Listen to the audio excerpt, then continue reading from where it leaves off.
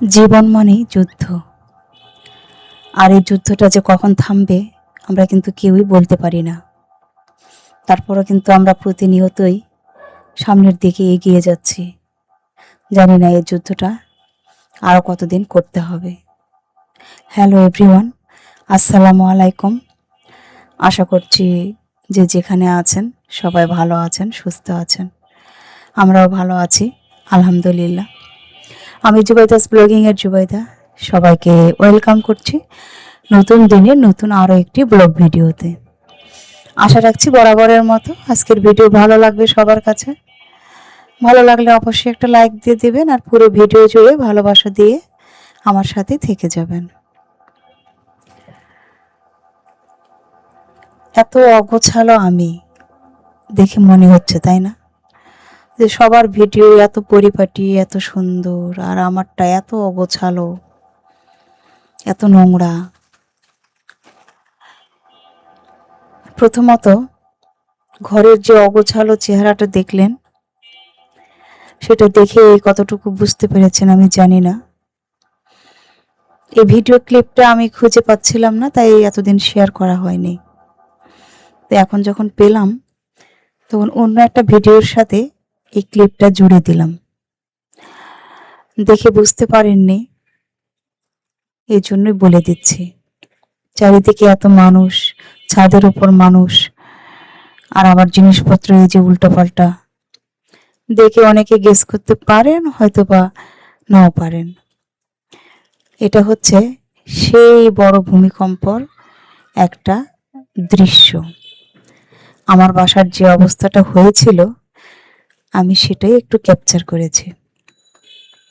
সঙ্গে সঙ্গে তার করতে পারবো না, তখন তো আমার জীবন নিয়ে টানাটানি, আমি বাঁচবো কিনা।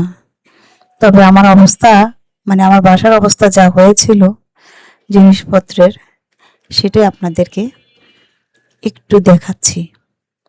আর শোকেসে যে এভাবে জিনিসপত্রগুলো রাখি, এখানে শুধু একটা গ্লাস ভেঙে গিয়েছে আর অন্যান্য জিনিসগুলো একটু এদিক এদিক হয়ে গিয়েছিল এই আর কি। তো আসলে ভাবতেই পারছি না যে এত বড় একটা ভূমিকম্প হবে। আর মানে ভয়ঙ্কর একটা ব্যাপার ছিল। ভয় পায়নি এমন কোনো মানুষ আছে বলে আমার মনে হচ্ছে না, বা মনে হয়নি। আমি তো শুধু দুই কান চেপে শুধু দোয়া পড়ছিলাম, মানে এতটাই ভয় পেয়েছি। ফার্স্টে যখন টেবিল থেকে বাচ্চার বই খাতাগুলো পড়তে শুরু করেছে, তখন আমি আসলে একদমই মানে স্ট্যাচু হয়ে গিয়েছিলাম যে এটা কি হচ্ছে, এরকম তো কখনো দেখিনি। এর আগেও তো অনেক বড় বড় ভূমিকম্প হয়েছে, বিভিন্ন দেশে দেখেছি, কিন্তু ওটা শুধু মানে টিভিতে দেখেছি বা মানে শুনেছি এরকম টাইপের। কিন্তু এখন নিজেই নিজের বাসাতে যা দেখলাম, এটা দেখে এতটা ভয় পেয়েছি যে যেসব দেশে বড় বড় ভূমিকম্প হয় তারা কিভাবে এটা সহ্য করে, কত না ক্ষয়ক্ষতি দেখেছি। তো আমাদের এখানে তো তেমন ক্ষয়ক্ষতি হয়নি, তার জন্য লাখ লাখ শুক্রিয়া আদায় করছি। কিন্তু এই যে উপর থেকে প্রেশার কুকারটা পড়ে গিয়েছে, সানসেট থেকে গ্লাস ভেঙে গিয়েছে, বাচ্চার বই খাতাগুলো পড়ার টেবিল থেকে পড়ে গিয়েছে, এটা আসলে মানে এই দৃশ্যটা ভোলার মতো না। এর জন্য একটু ক্যাপচার করে নিয়েছি আর আপনাদের সাথেও শেয়ার করলাম। আর এখানে দেখেন, এটা কিন্তু একটা মানে জীবন্ত প্রজাপতি। মানে জীবন্ত প্রজাপতি যে একটা আর্টিফিশিয়াল ফুলের উপরে এরকম বসে থাকে ঘন্টার পর ঘন্টা, এটা আসলে ভাবতেই অবাক লাগছে। একদম আমি কাছ থেকে দেখাচ্ছি, মানে আমি হচ্ছে একটু ক্লোজলি দেখানোর চেষ্টা করছি যে এটা আসলে মানে সত্যিকারের প্রজাপতি। আমার যে মানে ওয়াশিং মেশিন আছে, তার উপরে যেটা ফুলের টব সবসময় রাখি আর্টিফিশিয়াল, তো এখানেই এই প্রজাপতিটা দেখতে পেলাম। তো মনে হলো যে একটু ভিডিও করে রাখি, কারণ ব্যাপারটা আমার কাছে একটু অন্যরকম লেগেছে। অনেক সময় দেখি জামা কাপড়ের উপরে পড়ে বা অনেক সময় আহ, গায়ের উপরে এসে পড়ে, মাথার উপরে এসে পড়ে, কিন্তু এরকম ফুলের, আর্টিফিশিয়াল ফুলের উপরে একটু দেখে আশ্চর্য হয়েছে। যদিও আশ্চর্য হওয়ার কিছুই নেই, তারপরেও মনে হলো একটু ক্যাপচার করে নিই, বেশ ভালো লেগেছে আমার কাছে, এই জন্য। তো বাচ্চার পরীক্ষা চলছে, বাসা বাড়ি একদমই পরিষ্কার করতে পারছি না, কারণ অগোছালোর মধ্যে আছি, এটাও ঠিক। তো বাচ্চার পরীক্ষা শেষ হয়ে গেলে সময় নিয়ে একটু কাজ করব, অনেক কাজই বাকি আছে, সেগুলো করতে হবে। আর আমাদের বাসার নিচে যেটা মুদি দোকান আছে, সেখান থেকে কিছু জিনিস নিয়ে আসলাম, যেগুলো খুবই আর্জেন্ট লাগবে আর কি। হ্যাঁ, তো এখন অনেকটা সঞ্চয় হয়েছি, অনেকের ভিডিও দেখি, সঞ্চয়ের ভিডিও। তো ভাবি যে ঠিক যতটুকু যা লাগবে সেটাই নিয়ে আসবো, অতিরিক্ত নিয়ে এসে এই মাসেরটা সামনের মাসে ব্যবহার করার কোনো দরকার নেই। প্রত্যেক মাসে যতটুকু যেটা লাগবে সেটা নিয়ে আসবো, তারপরে যদি আবার লাগে তখন দেখা যাবে। আর আগে দেখে গিয়েছিলাম যে আমার আসলে কি কি লাগবে, তো সবকিছুই আর একবারে ওভাবে কেনা হয়নি, যতটুকু যা পেরেছি নিয়ে এসেছি। আর শীতের সময় ডিমটা খেতে খুবই ভালো লাগে, আর বাচ্চার পরীক্ষা চলছে, ডিম প্রতিদিনই লাগে। ডিম প্রতিদিন লাগে সব ঘরেই, সকালে নাস্তা বলেন, বিকেলের নাস্তা বলেন, সব কিছুতে আসলে ডিমের ব্যবহারটা একটু বেশি হয়।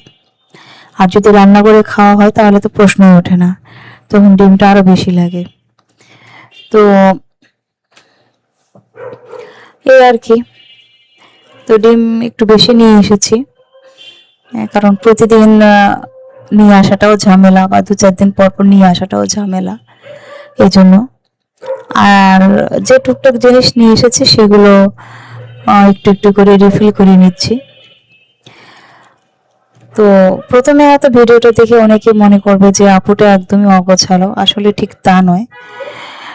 আমার ভিডিও যারা দেখেন তারা একটু হলেও জানেন যে আমি যতটুকু পারি চেষ্টা করি একটু গুছিয়ে রাখার। আর আমার তো হেল্পিং হ্যান্ড নেই, আমি সব অন্যদের মতো অত গুছিয়ে কাজ করতে পারি না, ঠিক আছে, কিন্তু আমি যতটুকু যা পারি, আমার শরীরে যেটা কুলায়, আমি ঠিক সেভাবে কাজ করি। ভিডিও করি বলে যে সব সময় শুধু কাজ করতে হবে, পরিষ্কার পরিচ্ছন্ন রাখতে হবে, এই জিনিসগুলো আমি এতটা মাথায় নিতে পারি না, কারণ আমি মনে করি আমার শরীরটা আগে সুস্থ থাক, তারপরে আমি সংসারের কাজকর্ম করব। আর সব সময় সবকিছু পরিষ্কার পরিচ্ছন্ন রাখতে গেলে এত বেশি পরিমাণে চাপ পড়ে, তো আসলে এটা মানে কি বলবো, একদম এক্সেস পর্যায়ের দিকে চলে যায়। যখন অনেক সময় কাজ করি, যে একটার পর একটা কাজ করেই যাচ্ছি, তার ঠিক 2 দিন আবার দেখা যায় আমি শুয়ে বসে কাটাই, কারণ এত পরিমাণে অসুস্থ হয়ে যাই। একদিন অনেক কাজ করলাম, তারপরে 2 দিন আমি আর কাজই করতে পারি না, খুব অসুস্থ লাগে, শুধু রান্না বান্নাটা করি। এর জন্য ভেবেছি যে এখন ভাগ করে নেব কাজ, যতই আমার বাড়িঘর নোংরা থাক আর যেই থাক, আমি ভাগ করে নিয়ে নিয়ে কাজ করব। কারণ প্রতিদিনই ময়লা আসে, প্রতিদিনই রান্নাঘর পরিষ্কার করতে হয়, পরিষ্কার করে ঝকঝকে থাকবে। আর আমার মানে রান্নাঘরের অবস্থাও যেরকম, টাইলস করা নয়, পুরোনো বাসা, এজন্য কোনো কিছু করেও মানে শান্তি পাওয়া যায় না। তো যেভাবে পারি সেভাবেই আসলে করার চেষ্টা করি। যেহেতু বাচ্চা নিয়ে আমার দৌড়াতে হয়, কোচিং আছে, স্কুল আছে, আনা নেওয়ার ব্যাপার থাকে, তো যদি বারবার বের হতে হয়, শুক্রবার শনিবারও কিন্তু আমার বের হতে হয়।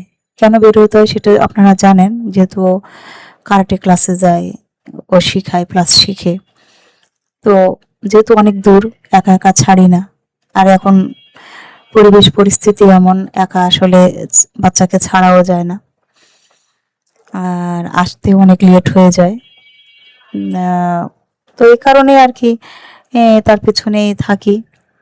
অন্যান্য দিন তো স্কুল থাকে, প্রাইভেট থাকে, কোচিং থাকে, কত কিছু। আর শুক্র শনিবার সেটাও হচ্ছে কার্টের জন্য বাইরে যেতে হয়, তার মানে আমার বাসায় একদিনও থাকা হয় না। তাহলে একটু অগোছালোই থেকে যায়, কারণ বাসা থেকে বারবার বের হলে গুছিয়ে রাখা কোনোভাবেই সম্ভব হয় না। তো যাই হোক, যা বাজার নিয়ে এসেছিলাম সেগুলো গুছিয়ে রেখেছি। আর আমি যেহেতু চিয়া সিড খাই, চিয়া সিড আর ডিম সিদ্ধ খেলে সকালে নাস্তাটা আমি খুব দেরিতে করি, খুব দেরি বলতে একদম 10:30 11টার দিকে করি এরকম। তো আমি সবকিছু গুছিয়ে নিলাম, যা রান্না করব সেগুলো মোটামুটি গুছিয়ে রেখেছি, তারপরে নাস্তাটা করে নিলাম। তো দুপুরে তো রান্না করব, রান্না করতে এসে দেখি যে একে তো গ্যাস থাকে না, খুবই লো হিট, তো ইন্ডাকশন ব্যবহার করতে হয়। তো ভাবলাম যে যেহেতু গ্যাসের বিলটা উঠানো হয়েছে, তো এই কার্ডটা রিফিল করে নিই। তো আপনাদের সাথে কখনোই শেয়ার করিনি, তো আজকে শেয়ার করলাম। যারা কার্ড ব্যবহার করেন তারা তো জানেন, আর যারা কার্ড ব্যবহার কখনো করেননি তারাও জিনিসটা দেখে নিলেন, খুব সহজ।